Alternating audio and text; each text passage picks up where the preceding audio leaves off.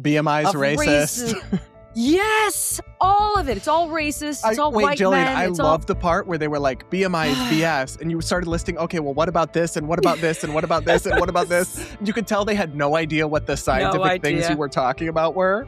None. Hey guys, Brad here, bringing you some bonus content. What you're about to watch is a clip from one segment from my appearance on the Actual Friends podcast with Jillian Michaels, Dr. Drew, and Sage Steele. Check out the full episode over on the Actual Friends channel or feed. If you want to hear us talk about Iran, New York City, and so much more. But here's the part where we reacted to Jillian Michaels, who of course is a fitness trainer and former star of The Biggest Loser, debate on Jubilee, where she debated and interacted with some of the craziest fat positivity activists I have ever seen. And it was a crazy, crazy debate, but she absolutely did amazing. And we discussed that on the podcast. Enjoy this excerpt. Remember to check out the full episode over on their feed. I found it fascinating. And Jill, I've told you this before, people tried to put you in a box a long time ago, and I'm like, you guys don't know her. And I actually think this show and your show itself, of course, your great podcast, has just, you've blown up times 1,000, even compared to how massive you were back during The Biggest Loser, et cetera. But I love that you have the balls to go on the Jubilee network, right? What was the name of the show? Surrounded by Jubilee. And to debate about obesity. And I just was scrolling yesterday and found this topic. And again, let's set up the format, right? It's one person, whoever it is. I saw Allie Beth Stuckey do it, of course, Charlie Kirk. And you have one topic, and then you've got 20 people surrounding you in chairs with opposing views. And then they say, are you ready? Who wants to debate Jillian? And then it's a rush to the chair. And then you just have to take it from these people who've been preparing for who knows how long to try to stump you and to try to get that viral clip. Like, it's so amazing. And I always get nervous for who's on that chair. I'm like, they're insane. Oh my gosh. Jillian's insane. And she did amazing. And she looked fabulous as well. Always. That's all that matters. Sorry, I'm so sorry to interrupt, but just Jillian, I was watching a clip of you just slaying in this debate, and my boyfriend looks over at me and goes, she looks amazing. Listen, it's not just Christine Nome, okay? It's Jillian Michaels. Thanks, guys. Thank you. I appreciate it. You're a stunning woman. You always look amazing. And listen, for those of you who have not seen it, go to YouTube, go find it. But I'm going to take what I thought was one of the very first sparring partners who raced to the chair just in time. And let's play this clip, Rachel, because just the fact that this is a thought, a question in someone's mind about the language we use, it just cracks me up. Take a look. I'm going to do my best to not use the O word because I find it pretty offensive. So I'm going to use fat-bodied as we talk. Okay. Do you understand why people find it harmful and triggering? Overweight and obese is literally just having too much body fat. It has nothing to do with the quality of the person. Yeah, I agree with you on that. Are we going to debate the claim? Yeah, I just wanted to... Yeah, I wanted to clarify, though, the language. Are we going to pretend like I'm a 3 and you're my mommy, telling me how to talk? Wow. Okay. Okay. So the claim that you're saying is that it is inherently unhealthy to live in a fat body. It's inherently unhealthy to have excess body fat, yes. Okay. Where are you getting that information from? Oh, okay. There are dozens of MRT trials that show having excess body fat. Dozens is causal, not correlated. Oh, no, that's not true. There's no disease that just fat-bodied people get. I didn't say that. But obesity lends itself to all-cause mortality across the board. Have you heard of something called adiposopathy? Mm-hmm. Okay, so you know it means literally sick fat. And you understand how it works? Mm-hmm. Okay, tell me how it works. So it's an additional layer of fat in the stomach area. No, that's not what it is.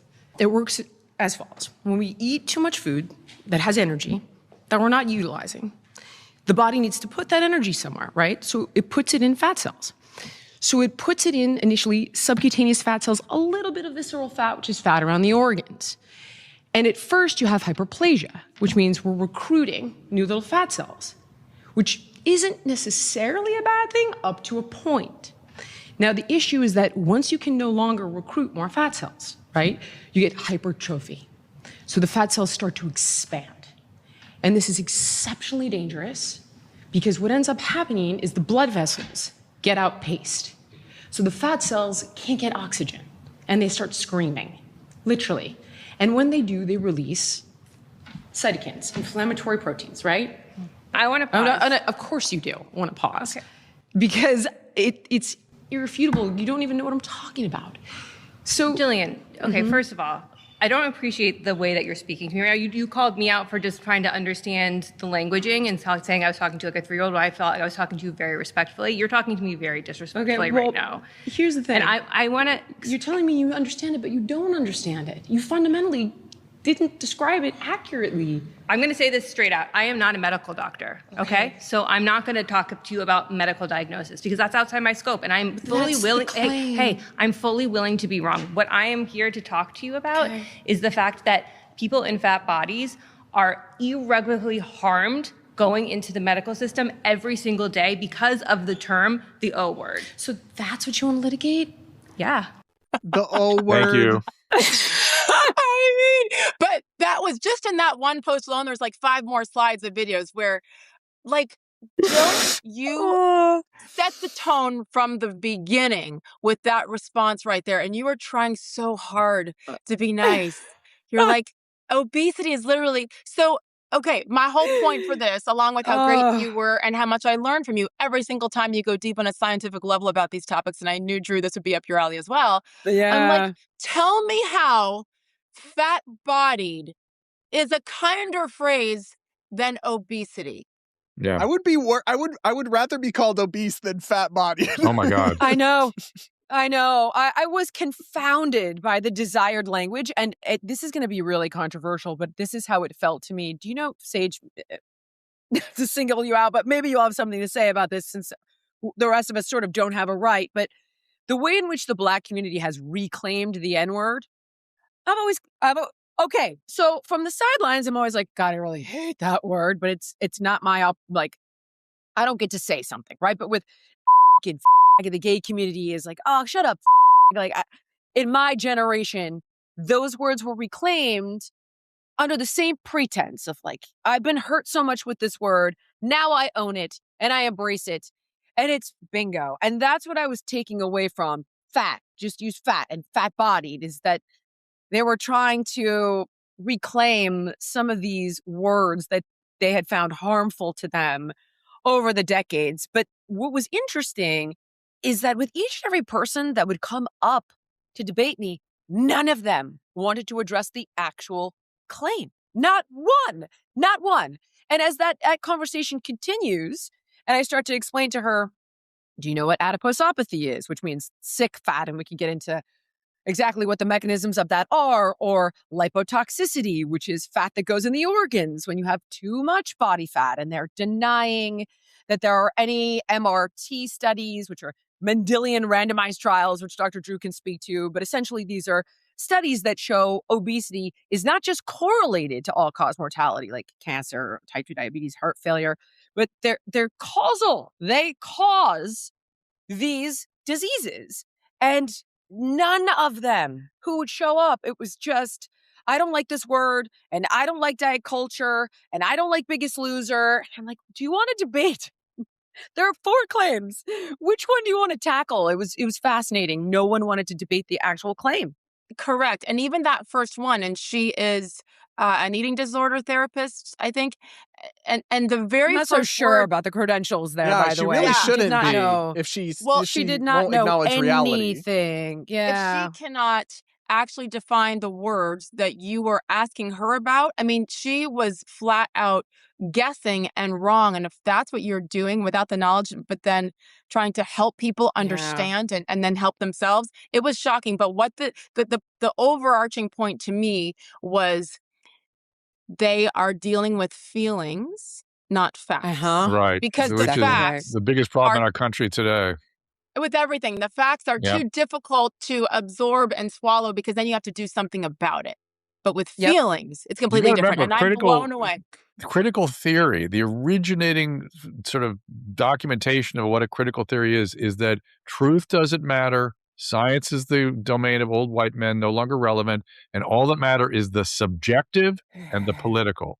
And everything else is not a concern.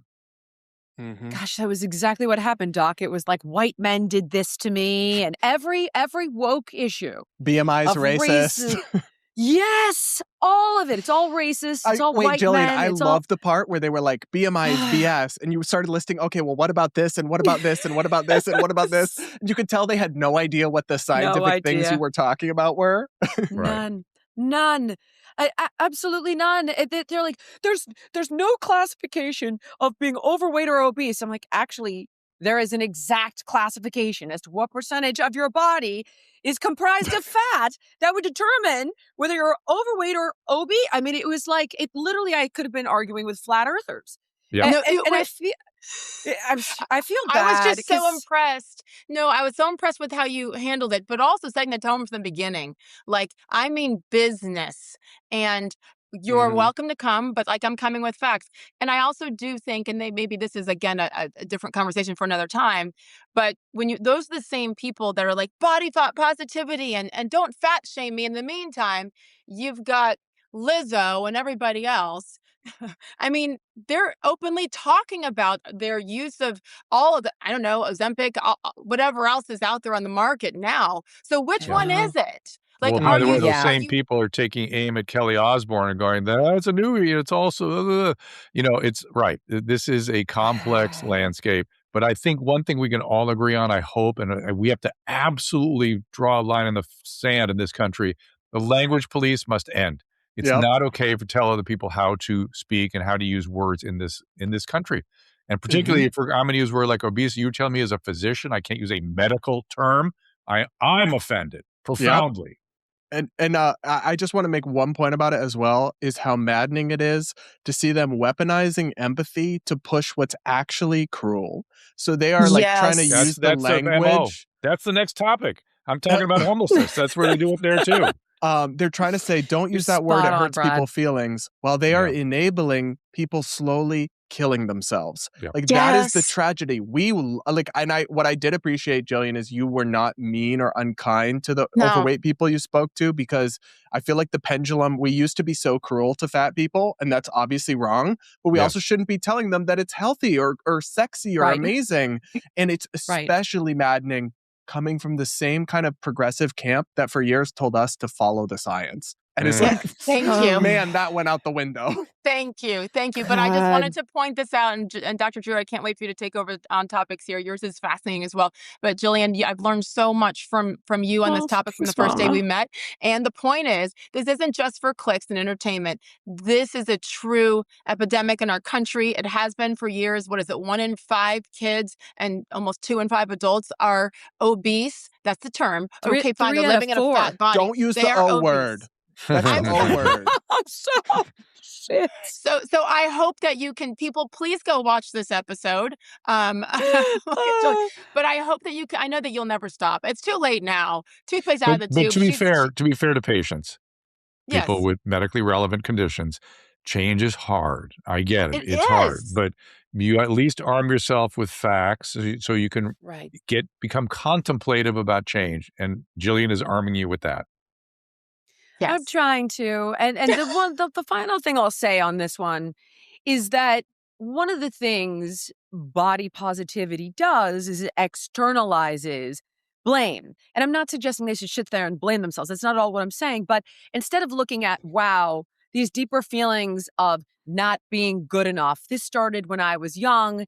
And if I was a little bit chubby, my parents made me feel less than or insecure or what have you. Instead, they project it all and externalize it onto diet culture and Serena Williams' GLP-1 commercial and Victoria's Secret ads. Nothing gets done there.